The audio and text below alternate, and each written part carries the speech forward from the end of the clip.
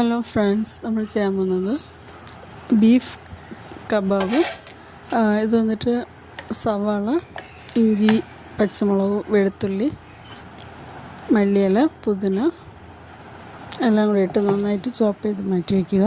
എന്നിട്ട് ബീഫ് നന്നായിട്ട് ക്ലീൻ ചെയ്ത് വെള്ളം നന്നായിട്ട് വടിച്ച് പിന്നെ മിക്സിയിലിട്ട് നന്നായിട്ട് അരച്ചെടുക്കുക. എന്നിട്ട് ഈ മിക്സ് അതിൻ്റെ കൂടെ ഇട്ട് കൊടുത്ത് നന്നായിട്ട് മിക്സ് ചെയ്ത്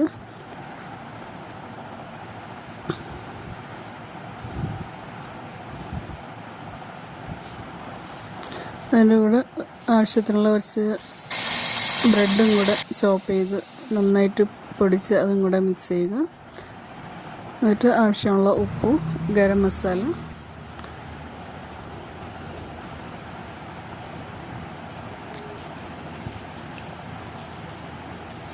എല്ലാം ഒഴിച്ച് നന്നായിട്ട് വിനാഗിരി മിക്സ് ചെയ്യുക. എത്ര നന്നായിട്ട് മിക്സ് ചെയ്യാൻ പറ്റുമോ അത്രയ്ക്ക് മിക്സ് ചെയ്യുക. അതിൻ്റെ കൂടെ എല്ലാം കൂടെ സെറ്റാവണം. എന്നിട്ടൊരു നാരങ്ങ പിഴിഞ്ഞൊഴിച്ച് കൊടുക്കുക. എന്നിട്ട് 2 സ്പൂൺ കാശ്മീരി ചില്ലി, തൈര്, മഞ്ഞൾപ്പൊടി അതും കൂടെ ഇട്ട് കുറച്ചുകൂടെ നന്നായിട്ട് മിക്സ് ചെയ്തിട്ട് ഫ്രിഡ്ജിൽ അവസാനം റെസ്റ്റ് ചെയ്യാൻ വയ്ക്കുക. എന്നിട്ടാണ് ഫ്രൈ ചെയ്യേണ്ടത്.